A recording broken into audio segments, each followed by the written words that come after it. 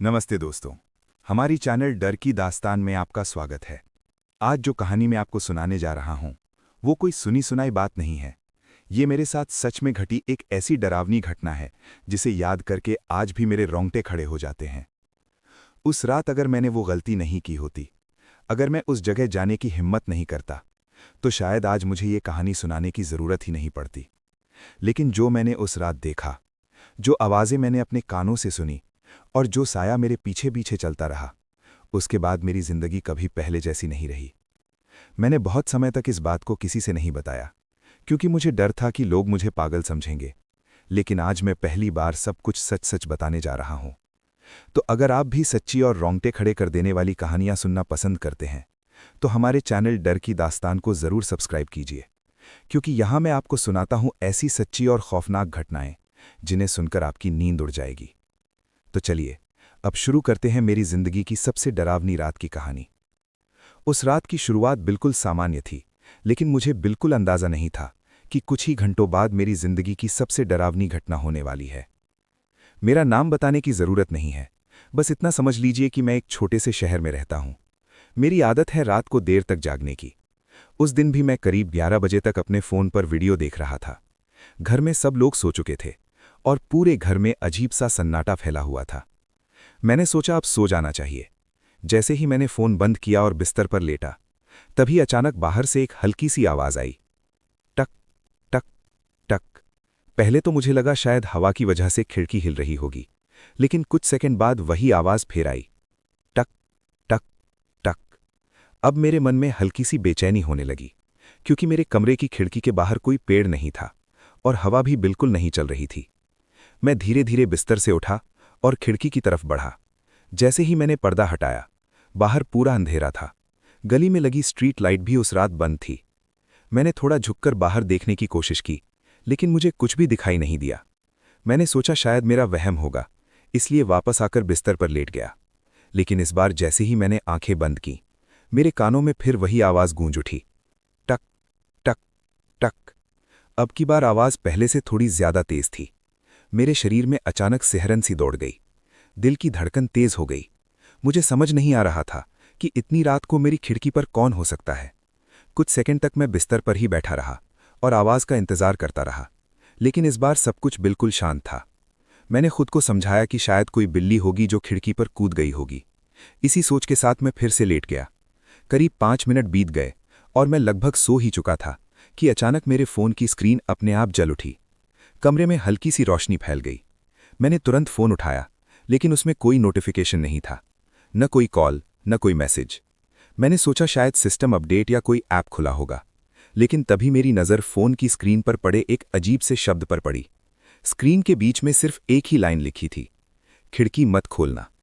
ये देखकर मेरे हाथ ठंडे पड़ गए, क्योंकि मैंने ऐसा कोई मैसेज टाइप नहीं किया था और न ही किसी ने मुझे ऐसा मैसेज भेजा था। मैं कुछ सेकंड तक स्क्रीन को घूरता रहा। फिर अचानक टक टक टक। इस बार आवाज इतनी तेज आई कि ऐसा लगा जैसे कोई जोर जोर से खिड़की पर उंगलियां मार रहा हो। मेरा गला सूख गया। अब मेरे मन में सिर्फ एक ही सवाल घूम रहा था, अगर बाहर कोई नहीं था तो फिर खिड़की पर दस्तक कौन दे रहा था। मैं धीरे धीरे बिस्तर से उठा। दिल इतनी तेज धड़क रहा था कि उसकी आवाज मुझे खुद सुनाई दे रही थी। मैंने एक बार फिर खिड़की की तरफ कदम बढ़ाए। जैसे ही मैं खिड़की के बिल्कुल पास पहुंचा, आवाज अचानक बंद हो गई। पूरा कमरा फिर से खामोश हो गया। मैंने हिम्मत करके धीरे धीरे पर्दा हटाया और जैसे ही मैंने बाहर देखा, मेरे पैरों तले जमीन खिसक गई, क्योंकि खिड़की के ठीक सामने अंधेरे में कोई खड़ा था। लेकिन सबसे डरावनी बात यह थी, वो इंसान बिल्कुल भी हिल नहीं रहा था, बस चुपचाप मेरी खिड़की की तरफ देख रहा था। और फिर धीरे धीरे उसने अपना हाथ उठाया और खिड़की के शीशे पर उंगली से कुछ लिखना शुरू किया। मेरी सांसें जैसे वहीं रुक गई थीं। खिड़की के बाहर खड़ा वो साया बिल्कुल शांत था और उसकी उंगली धीरे धीरे शीशे पर कुछ लिख रही थी। कमरे की हल्की रोशनी में मुझे साफ दिखाई दे रहा था कि कांच पर धुंध बन रही थी और उसी धुंध पर वो उंगली चल रही थी। मेरे हाथ पैर जैसे सुन्न हो गए थे। मैं चाहकर भी वहां से हट नहीं पा रहा था। कुछ ही सेकंड में उसने लिखना बंद कर दिया। मैंने डरते डरते शीशे पर लिखे शब्द पढ़ने की कोशिश की और जैसे ही मेरी नज़र उन शब्दों पर पड़ी, मेरे पूरे शरीर में सिहरन दौड़ गई। कांच पर लिखा था, मैं अंदर आ सकता हूं। मेरे हाथ से फोन लगभग गिर ही जाता था, क्योंकि ठीक कुछ मिनट पहले मेरे फ़ोन की स्क्रीन पर भी एक अजीब सा मैसेज आया था, खिड़की मत खोलना। अब मेरे दिमाग में एक साथ हज़ारों सवाल घूम रहे थे। अगर बाहर खड़ा वो इंसान अंदर आना चाहता था, तो मेरे फ़ोन पर किसने लिखा था कि खिड़की मत खोलना? मैं कुछ समझ ही नहीं पा रहा था। मैंने हिम्मत करके फिर से बाहर झांकने की कोशिश की, लेकिन इस बार वो साया थोड़ा और करीब आ गया था। अब उसका चेहरा शीशे से लगभग सटा हुआ था, लेकिन अजीब बात यह थी कि मैं उसका चेहरा साफ देख ही नहीं पा रहा था। ऐसा लग रहा था जैसे उसके चेहरे पर गहरा अंधेरा छाया हुआ हो।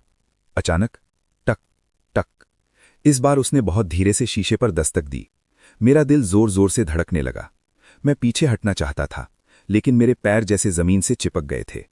फिर उसने धीरे से अपना सिर एक तरफ झुकाया और जैसे किसी चीज को सुनने की कोशिश करने लगा। कुछ सेकंड बाद उसने फिर उंगली से शीशे पर लिखना शुरू किया। इस बार मैंने साफ देखा कि उसके हाथ बहुत अजीब थे। उंगलियां असामान्य रूप से लंबी और पतली थीं, जैसे किसी इंसान की नहीं हो सकती। मैं डर से कांप रहा था, लेकिन मेरी नजरें कांच पर ही जमी हुई थीं। कुछ ही पलों में उसने फिर से लिखना खत्म किया। इस बार कांच पर लिखा था, तुम अकेले नहीं हो। मेरे शरीर में जैसे बिजली दौड़ गई, क्योंकि उसी पल मेरे पीछे कमरे के अंदर से एक हल्की सी आवाज आई, खर, जैसे कोई चीज फर्श पर घिसट रही हो। मेरी सांसें रुक गईं, क्योंकि उस वक्त घर में सब लोग सो रहे थे और मेरा कमरा अंदर से बंद था। मैंने धीरे धीरे अपना सिर घुमाया। कमरे में हल्का अंधेरा था और सब कुछ सामान्य दिखाई दे रहा था, लेकिन तभी मेरे फोन की स्क्रीन फिर से अपने आप जल उठी। इस बार स्क्रीन पर सिर्फ 2 शब्द लिखे थे, पीछे मत देखो। मेरे हाथ कांपने लगे, क्योंकि मैं अभी अभी पीछे देख चुका था और उस समय मुझे कमरे में कुछ भी दिखाई नहीं दिया था। लेकिन तभी मेरे कानों के बिल्कुल पास बहुत धीमी और ठंडी आवाज आई, तुमने पीछे देख लिया। मेरी रीढ़ की हड्डी तक ठंडक उतर गई। मैंने झट से खिड़की की तरफ देखा, लेकिन इस बार खिड़की के बाहर कोई भी नहीं था। वो साया अचानक गायब हो चुका था, लेकिन कांच पर लिखे शब्द अभी भी साफ दिखाई दे रहे थे, तुम अकेले नहीं हो। और तभी मेरे कमरे का दरवाजा, जो अंदर से बंद था, धीरे धीरे अपने आप चरमराने लगा। चर चर, जैसे कोई बाहर से उसे खोलने की कोशिश कर रहा हो। और उसी पल मुझे पहली बार एहसास हुआ कि शायद जो खिड़की के बाहर थी, वो अंदर आने की कोशिश नहीं कर रही थी, वो मुझे किसी और चीज से बचाने की कोशिश कर रही थी। दरवाजे की चरमराहट सुनते ही मेरी सांसें जैसे रुक गईं। मैं खिड़की के पास खड़ा था और मेरी नजर अब दरवाजे पर टिक गई थी। वो दरवाजा जिसे मैंने खुद अंदर से बंद किया था, अब धीरे धीरे हिल रहा था। चर चर, ऐसा लग रहा था जैसे कोई बाहर से उसे खोलने की कोशिश कर रहा हो। मेरे दिमाग में सिर्फ एक ही बात घूम रही थी, घर में तो सब लोग सो रहे थे, फिर इतनी रात को मेरे कमरे का दरवाजा कौन खोलने की कोशिश कर रहा था? मेरे पैर कांप रहे थे, लेकिन मैं धीरे धीरे दरवाजे की तरफ बढ़ने लगा। दिल इतनी तेज धड़क रहा था कि मुझे उसकी आवाज साफ सुनाई दे रही थी। मैं दरवाजे के बिल्कुल पास पहुंचा और कुछ सेकंड तक बिल्कुल शांत खड़ा रहा। बाहर से अब कोई आवाज नहीं आ रही थी। मैंने सोचा शायद मेरा वहम होगा, लेकिन तभी धप, दरवाजे पर अचानक जोर से किसी ने हाथ मारा। मैं डर के मारे पीछे उछल गया। उसके बाद फिर वही खामोशी। अब मेरे शरीर में इतनी हिम्मत नहीं थी कि मैं दरवाजा खोलकर देखूं। मैं वापस बिस्तर की तरफ मुड़ने ही वाला था कि तभी मेरे फोन की स्क्रीन फिर से जल उठी। मैंने कांपते हाथों से फोन उठाया। स्क्रीन पर इस बार लिखा था, दरवाजा मत खोलना। मेरे शरीर में सिहरन दौड़ गई, क्योंकि यह दूसरी बार था जब कोई मुझे पहले से चेतावनी दे रहा था। पहले खिड़की मत खोलना और अब दरवाजा मत खोलना। लेकिन सवाल वही था, ये मैसेज भेज कौन रहा था? मैंने जल्दी से फोन की मैसेज लिस्ट खोली, लेकिन वहां कोई भी नया मैसेज दिखाई नहीं दे रहा था। जैसे ये शब्द कहीं से भी नहीं आए थे, बस अपने आप स्क्रीन पर लिखे जा रहे थे। मेरे माथे पर ठंडा पसीना आ गया। तभी दरवाजे के नीचे की छोटी सी दरार से मुझे कुछ अजीब दिखाई दिया, जैसे कोई साया दरवाजे के ठीक बाहर खड़ा हो। मैं धीरे धीरे झुककर उस दरार के पास गया, और जैसे ही मैंने नीचे झांका, मेरा दिल जैसे रुक गया, क्योंकि दरवाजे के नीचे से मुझे 2 पैर दिखाई दे रहे थे। कोई इंसान सच में मेरे कमरे के बाहर खड़ा था। लेकिन सबसे डरावनी बात यह थी, वो पैर बिल्कुल भी हिल नहीं रहे थे, बस चुपचाप वहीं खड़े थे। मैं कुछ सेकंड तक उन्हें घूरता रहा। फिर अचानक वो पैर धीरे धीरे दरवाजे के और करीब आ गए।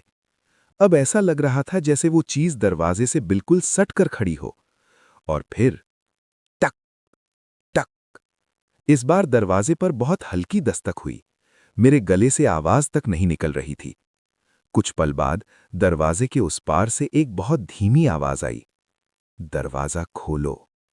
मेरे शरीर में झटके से ठंडक दौड़ गई, क्योंकि वो आवाज मेरी अपनी आवाज जैसी लग रही थी। मैं बिल्कुल जड़ हो गया। बाहर से फिर वही आवाज आई, डरो मत, मैं ही हूं। अब मेरा दिमाग सुन्न पड़ चुका था। अगर बाहर खड़ा इंसान मेरी ही आवाज में बात कर रहा था, तो फिर मैं यहां कमरे के अंदर कैसे खड़ा था? तभी मेरे फोन की स्क्रीन फिर से जल उठी। इस बार सिर्फ एक लाइन लिखी थी, वो तुम नहीं हो। मेरे हाथ कांपने लगे, क्योंकि उसी पल दरवाजे के नीचे दिखाई दे रहे वो पैर धीरे धीरे जमीन से ऊपर उठने लगे, जैसे वो चीज अब खड़ी नहीं थी, बल्कि हवा में तैर रही थी। और तभी दरवाजे के उस पार से वही आवाज फिर आई, लेकिन इस बार वो मेरी आवाज बिल्कुल नहीं थी। वो कुछ और थी, कुछ ऐसा जो इंसान नहीं हो सकता। अब तो दरवाजा खोल दो। दरवाजे के नीचे दिखाई दे रहे वो पैर अब जमीन से कुछ इंच ऊपर उठ चुके थे। मैं डर के मारे वहीं जड़ बनकर खड़ा था। मेरी आंखें दरवाजे पर टिकी हुई थीं और दिमाग बिल्कुल काम करना बंद कर चुका था। अब मुझे साफ समझ आ चुका था कि दरवाजे के बाहर जो भी चीज खड़ी थी वो इंसान नहीं थी। कुछ सेकंड तक पूरा कमरा खामोश रहा। फिर अचानक धप, दरवाजे पर जोरदार चोट पड़ी। मैं डर कर पीछे हट गया। दरवाजा खोलो। उस चीज की आवाज अब पहले से ज्यादा भारी और डरावनी हो चुकी थी। लेकिन मैंने हिम्मत करके जवाब नहीं दिया। मैं बस चुपचाप खड़ा रहा। तभी मेरा फोन फिर से वाइब्रेट हुआ। मैंने जल्दी से स्क्रीन की तरफ देखा। इस बार मैसेज थोड़ा लंबा था। अगर तुमने दरवाजा खोला तो वो अंदर आ जाएगी। मेरे हाथ कांपने लगे, क्योंकि अब तक जो भी मैसेज मुझे मिले थे वो सब सच साबित हो रहे थे। पहले खिड़की के बारे में चेतावनी मिली थी, फिर दरवाजे के बारे में, और अब साफ कहा जा रहा था कि अगर मैंने दरवाजा खोला तो कुछ बहुत बुरा होने वाला है। लेकिन तभी दरवाजे के उस पार से अचानक जोर जोर से खरोंचने की आवाज आने लगी। खर्र खर्र, जैसे कोई अपने नाखूनों से दरवाजे को नोच रहा हो। मेरे शरीर में डर की लहर दौड़ गई। कुछ ही सेकंड में खरोंचने की आवाज और तेज हो गई। ऐसा लग रहा था जैसे वो चीज पूरी ताकत से दरवाजे को तोड़ने की कोशिश कर रही हो। मैं घबराकर पीछे हटते हुए बिस्तर के पास आ गया। तभी अचानक सब कुछ शांत हो गया। पूरा कमरा फिर से खामोश हो गया, इतना शांत कि मुझे अपनी सांसों की आवाज तक सुनाई दे रही थी। मैं कुछ सेकंड तक वहीं खड़ा रहा, फिर धीरे धीरे दरवाजे की तरफ देखने लगा। अब वहां से कोई आवाज नहीं आ रही थी। मैंने सोचा शायद वो चीज चली गई होगी। लेकिन तभी टक, दरवाजे पर बहुत हल्की दस्तक हुई। इतनी हल्की कि अगर कमरा शांत ना होता तो शायद मैं सुन भी ना पाता। और फिर दरवाजे के नीचे की दरार से धीरे धीरे कुछ अंदर सरकने लगा। मैंने डरते हुए नीचे देखा। वो एक कागज का छोटा सा टुकड़ा था, जैसे किसी ने उसे दरवाजे के नीचे से अंदर धकेला हो। मेरे मन में बहुत डर था, लेकिन फिर भी मैं धीरे धीरे झुककर उस कागज को उठाने लगा। जैसे ही मैंने कागज खोला, मेरे हाथ कांपने लगे, क्योंकि उस कागज पर सिर्फ एक ही लाइन लिखी थी, वो दरवाजे के बाहर नहीं है। मेरी सांसें रुक गईं। अगर वो चीज दरवाजे के बाहर नहीं थी, तो फिर अभी तक दरवाजे पर दस्तक कौन दे रहा था? मेरे दिमाग में जैसे विस्फोट हो गया। मैंने डरते हुए धीरे धीरे अपना सिर उठाया, और उसी पल मेरे पीछे से बहुत हल्की सांस लेने की आवाज आई, ठंडी और बहुत करीब। मेरे शरीर में जैसे करंट दौड़ गया, क्योंकि वो आवाज मेरे बिल्कुल पीछे से आ रही थी। धीरे धीरे, बहुत धीरे मैंने अपना सिर घुमाया, और जैसे ही मैंने पीछे देखा, मेरे हाथ से वो कागज गिर गया, क्योंकि मेरे बिस्तर के ठीक ऊपर छत से उल्टा लटका हुआ एक काला सा साया मुझे घूर रहा था। उसकी आंखें बिल्कुल सफेद थीं, और उसके होंठ धीरे धीरे हिल रहे थे, जैसे वो कुछ बोलने वाला हो। फिर उसने अपना सिर मेरी तरफ झुकाया और बहुत धीरे से फुसफुसाया, मैं तो पहले से ही अंदर हूं।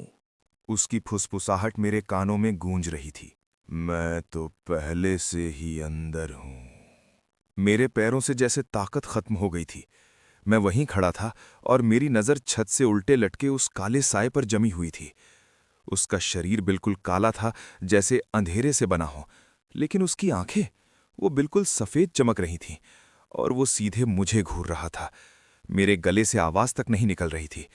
मैं भागना चाहता था, चिल्लाना चाहता था, लेकिन मेरा शरीर जैसे मेरा साथ छोड़ चुका था। कुछ सेकंड तक वो साया बिल्कुल स्थिर रहा। फिर अचानक उसने धीरे धीरे अपना सिर और नीचे झुका लिया।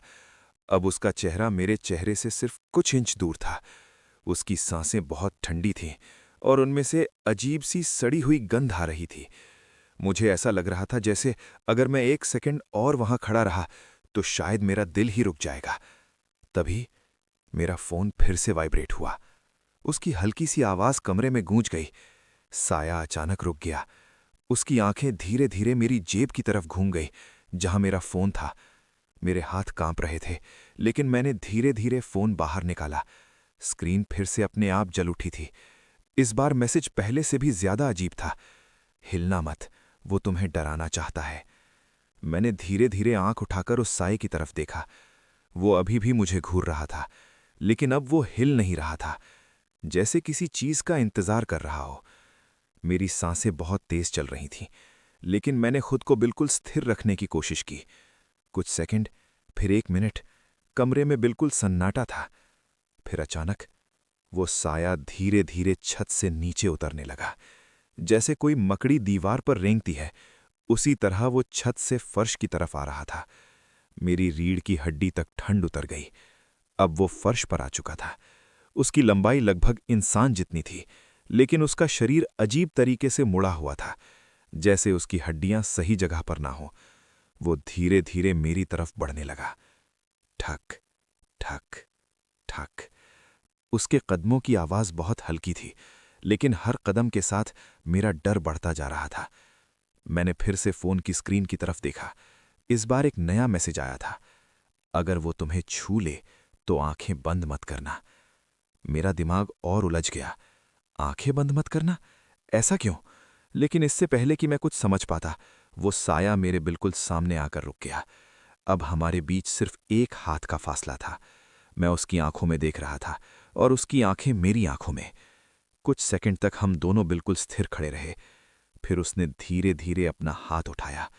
उसकी उंगलियां बहुत लंबी और तेजी थीं, जैसे सूखी टहनियां।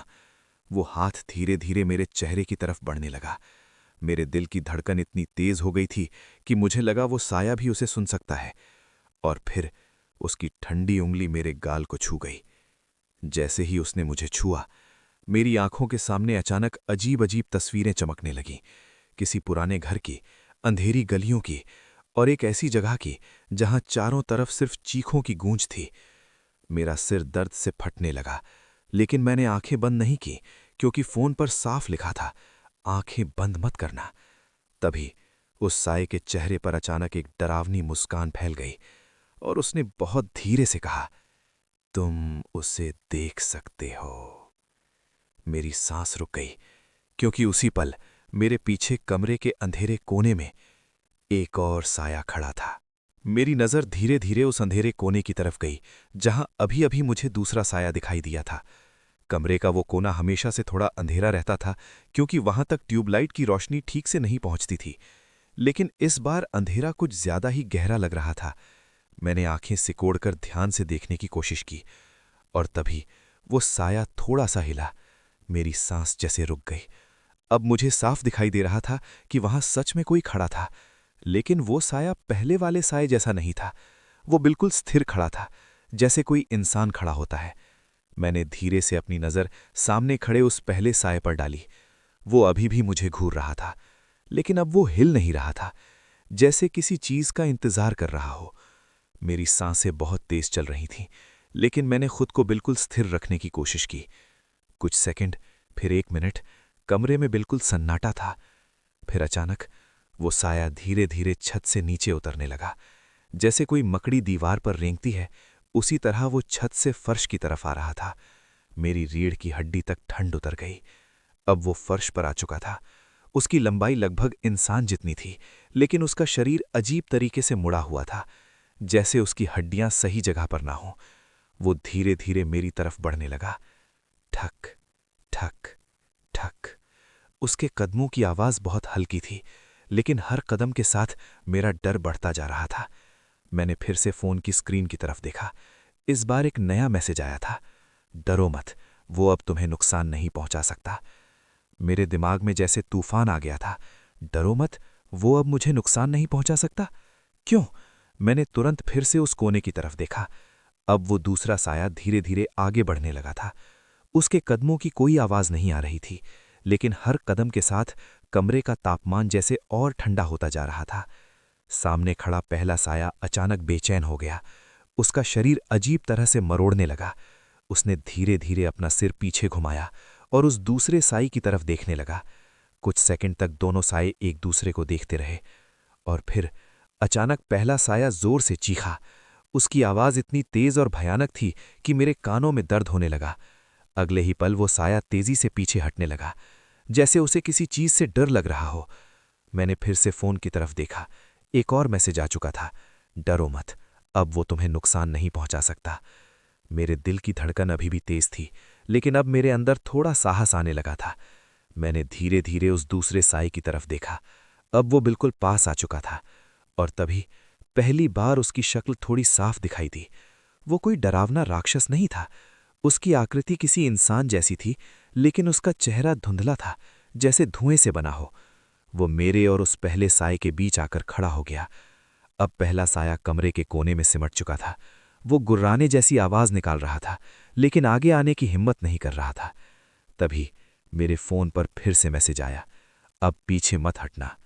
मैंने फोन कसकर पकड़ लिया।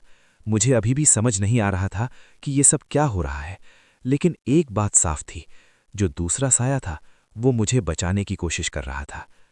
तभी वो दूसरा साया धीरे धीरे मेरी तरफ मुड़ा।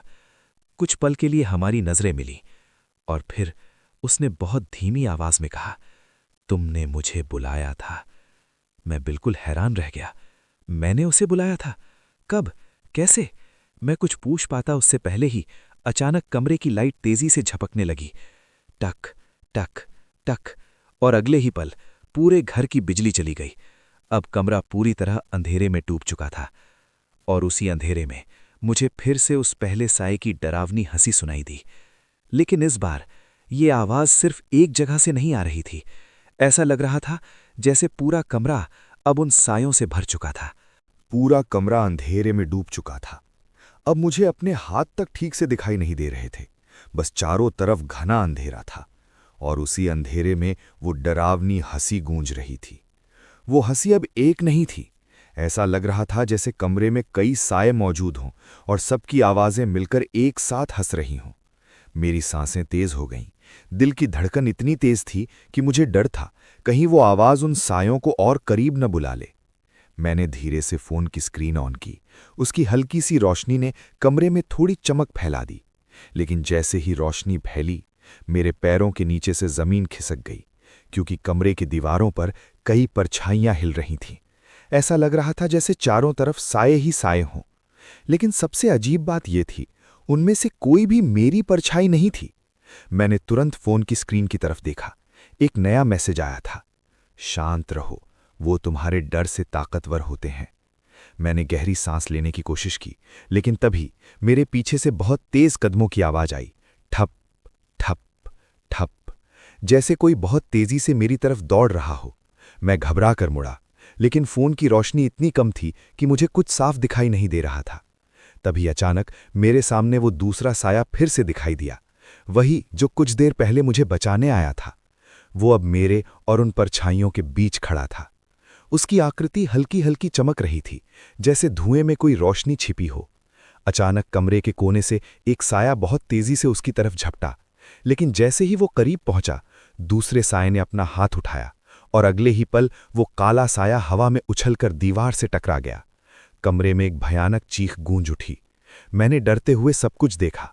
अब मुझे समझ आने लगा था कि ये साये सच में मुझे नुकसान पहुंचाना चाहते थे, और वो दूसरा साया सच में मुझे बचा रहा था। तभी मेरे फोन पर फिर से मैसेज आया।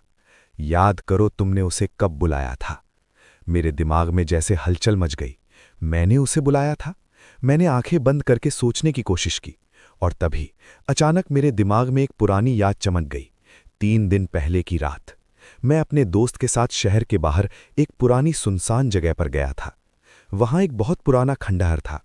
लोग कहते थे कि वहां अजीब चीजें दिखाई देती हैं, और कई लोगों ने वहां परछाइयां देखी थीं।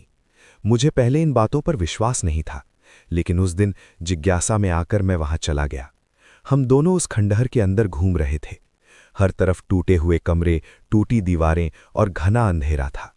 तभी हमें एक पुराने कमरे की दीवार पर अजीब से चिन्ह बने हुए दिखाई दिए, जैसे किसी ने बहुत साल पहले वहां कुछ लिखा हो। मेरा दोस्त डर गया था, लेकिन मैं हंसने लगा। मुझे लगा ये सब सिर्फ लोगों को डराने के लिए बनाया गया होगा। मजाक में मैंने उन चिन्हों के सामने खड़े होकर जोर से कहा था, अगर यहां कोई आत्मा है तो सामने आ जाओ। उस वक्त हमें कुछ नहीं हुआ था। हम थोड़ी देर बाद वहां से वापस आ गए थे। लेकिन अब जब मैंने उस रात की बात याद की, मेरे पूरे शरीर में ठंडक दौड़ गई, क्योंकि अभी मेरे सामने खड़ा वो साया धीरे धीरे मेरी तरफ मुड़ा और बहुत शांत आवाज में बोला, उस रात तुमने सच में मुझे बुलाया था। उसकी बात सुनते ही मेरा दिल जैसे रुक सा गया। उस रात तुमने सच में मुझे बुलाया था। उस साये की आवाज बहुत शांत थी, लेकिन उसके शब्द मेरे अंदर तक उतर रहे थे। मैं कुछ पल तक उसे घूरता रह गया। मेरे दिमाग में वही खंडहर वाली रात घूम रही थी, वो टूटी दीवारें, वो अजीब से चिन्ह और मेरा मजाक में कहा गया वो वाक्य, अगर यहां कोई आत्मा है तो सामने आ जाओ। उस वक्त मुझे लगा था कि मैं सिर्फ मजाक कर रहा हूं, लेकिन अब ऐसा लग रहा था जैसे उस मजाक की कीमत मुझे चुकानी पड़ रही थी। कमरे में अभी भी चारों तरफ साए हिल रहे थे। कभी कोई दीवार पर चढ़ता, कभी कोई फर्श पर रेंगता। उनकी हल्की हल्की गुर्राने की आवाज पूरे कमरे में गूंज रही थी। मैंने डरते हुए उस दूसरे साए से पूछा, तुम कौन हो? कुछ सेकंड तक वो चुप रहा, फिर उसने धीरे से जवाब दिया, मैं वो हूं जिसे उस जगह से बांध कर रखा गया था। मेरे रोंगटे खड़े हो गए, लेकिन जब तुमने मुझे पुकारा तो वो बंधन कमजोर हो गया। मेरे हाथ कांपने लगे, और उसी दरार से ये बाकी चीजें भी बाहर निकल आईं। उसने कमरे के चारों तरफ फैले सायों की तरफ इशारा किया। अब मुझे समझ आने लगा था, मैंने सिर्फ एक आत्मा को नहीं बुलाया था, मैंने उस जगह के दरवाजे को ही थोड़ा सा खोल दिया था, और उसी दरार से ये सारे साए मेरे पीछे पीछे यहां तक आ गए थे। तभी अचानक कमरे के कोने से एक बहुत लंबा काला साया तेजी से हमारी तरफ बढ़ा। उसकी चाल बाकी सायों से अलग थी, जैसे वो उनसे ज्यादा ताकतवर हो। दूसरा साया तुरंत मेरे सामने आकर खड़ा हो गया, जैसे वो मुझे ढाल की तरह बचा रहा हो।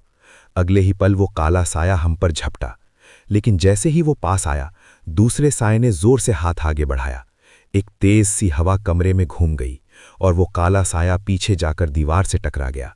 लेकिन इस बार वो गायब नहीं हुआ, वो धीरे धीरे फिर से खड़ा हो गया, और उसकी डरावनी हंसी पूरे कमरे में गूंज उठी। अब बाकी साए भी हमारी तरफ बढ़ने लगे थे। कमरा जैसे और छोटा होता जा रहा था। मैं डर से कांप रहा था। तभी मेरे फोन की स्क्रीन फिर से जल उठी। मैंने तुरंत उसे देखा। इस बार मैसेज छोटा था, अगर तुम बचना चाहते हो तो दरवाजा खोलो। मैं हैरान रह गया।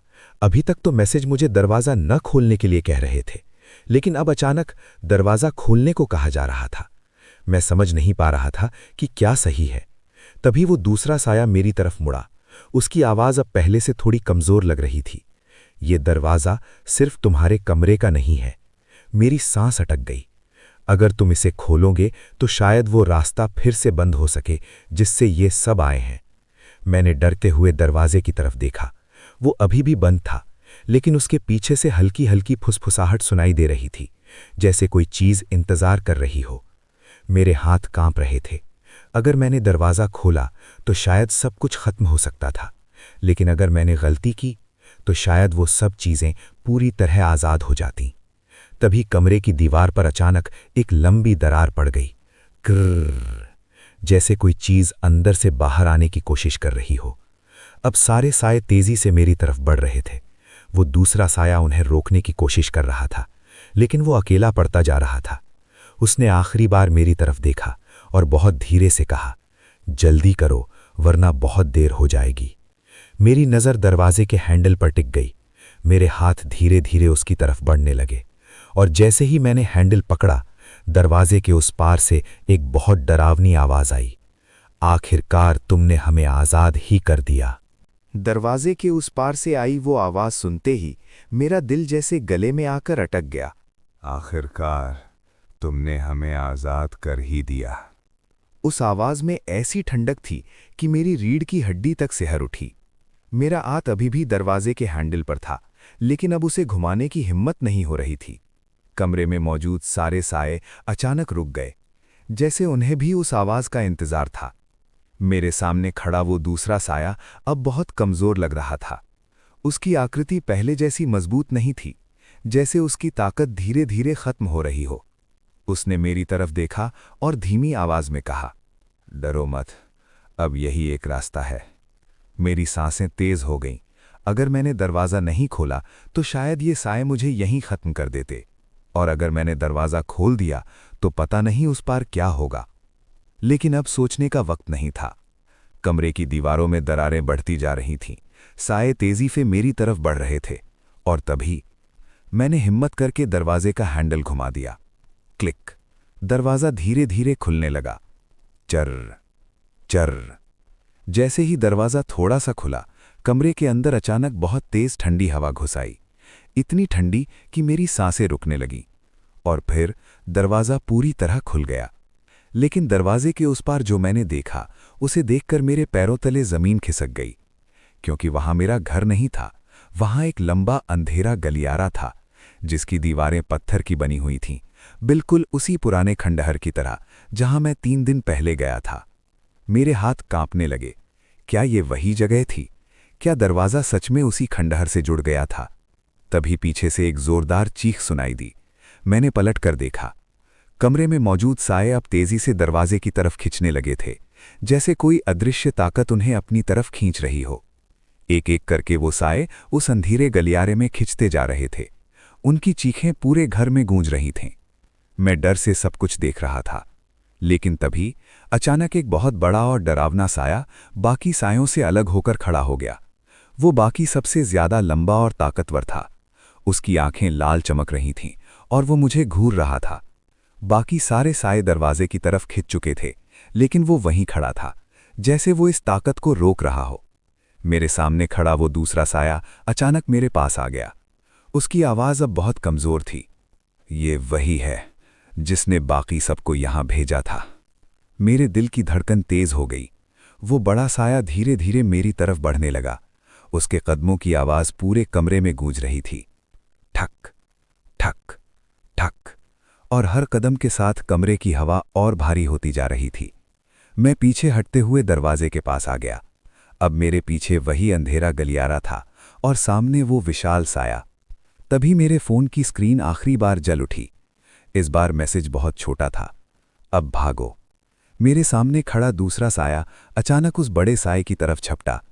दोनों एक दूसरे से टकरा गए। पूरा कमरा जैसे हिल गया। मुझे समझ आ गया कि यही मौका है। मैं तुरंत मुड़ा और उस अंधेरे गलियारे की तरफ दौड़ पड़ा। लेकिन जैसे ही मैं गलियारे में पहुंचा, मेरे कदम अचानक रुक गए, क्योंकि गलियारे के आखिर में कोई खड़ा था और वो मुझे देखकर धीरे धीरे मुस्कुरा रहा था। वो बिल्कुल मेरी तरह दिख रहा था। अंधेरे गलियारे के आखिर में खड़े उस इंसान को देखकर मेरी सांसें रुक गईं, क्योंकि वो बिल्कुल मेरी तरह दिख रहा था। वही चेहरा, वही आंखें, वही कपड़े। ऐसा लग रहा था जैसे मैं खुद को ही सामने खड़ा देख रहा हूं। मैं वहीं रुक गया।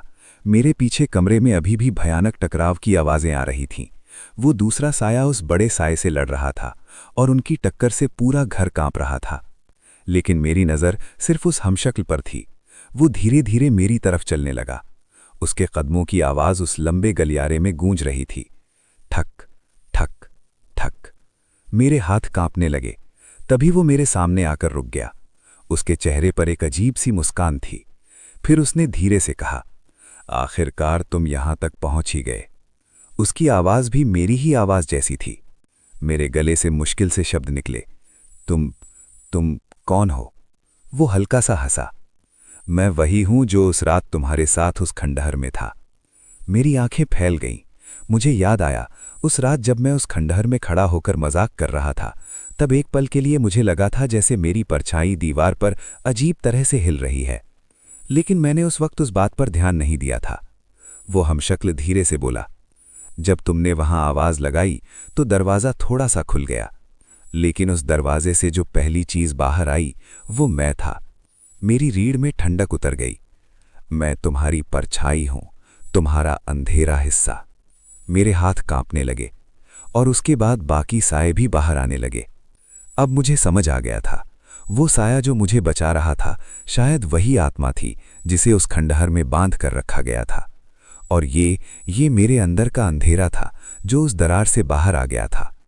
तभी पीछे से एक बहुत जोरदार धमाका हुआ। मैंने पलट कर देखा। कमरे की तरफ से तेज रोशनी फैल रही थी। वो दूसरा साया और वो बड़ा काला साया दोनों जैसे एक दूसरे को खत्म करने की कोशिश कर रहे थे। मेरे सामने खड़ा मेरा हमशक्ल अचानक मेरे सामने आकर मुस्कुराया। अगर मैं पूरी तरह आज़ाद हो गया तो तुम्हारी दुनिया में सिर्फ अंधेरा ही बचेगा। मेरे दिल की धड़कन तेज हो गई। लेकिन अगर तुम मुझे रोकना चाहते हो तो तुम्हें वापस उस दरवाजे को बंद करना होगा। मैंने डरते हुए पीछे देखा। वो दरवाज़ा अभी भी खुला था और उसके अंदर से अजीब रोशनी बाहर आ रही थी।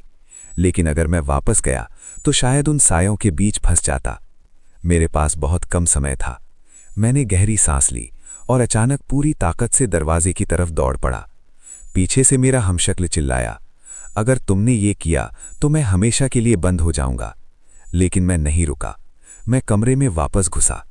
अंदर भयानक दृश्य था। साए चारों तरफ घूम रहे थे और वो दूसरा साया अब लगभग खत्म होने वाला था। मैंने पूरी ताकत से दरवाजे को पकड़कर बंद करने की कोशिश की।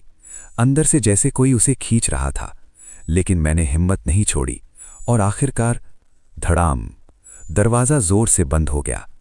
अगले ही पल सब कुछ शांत हो गया। न कोई साया, न कोई आवाज, बस मेरा कमरा था और मैं जमीन पर गिर गया। मेरी सांसें बहुत तेज चल रही थीं। कुछ मिनट बाद जब मैंने उठकर चारों तरफ देखा तो सब कुछ बिल्कुल सामान्य था, जैसे कुछ हुआ ही ना हो। लेकिन उस रात के बाद मैंने कभी भी उस खंडहर की तरफ जाने की हिम्मत नहीं की, और आज तक मुझे ये समझ नहीं आया कि उस रात मेरे फोन पर मैसेज भेजने वाला कौन था। लेकिन एक बात मुझे आज भी डराती है। कभी कभी रात के सन्नाटे में मुझे अपनी ही आवाज़ फुसफुसाती हुई सुनाई देती है, मैं अभी भी यहीं हूं। अगर आपको ऐसी ही सच्ची और रोंगटे खड़े कर देने वाली डरावनी कहानियां सुनना पसंद है तो हमारे चैनल डर की दास्तान को ज़रूर सब्सक्राइब कीजिए, क्योंकि यहां मैं आपको सुनाता हूं ऐसी खौफनाक घटनाएं जो शायद आपके साथ भी हो सकती हैं।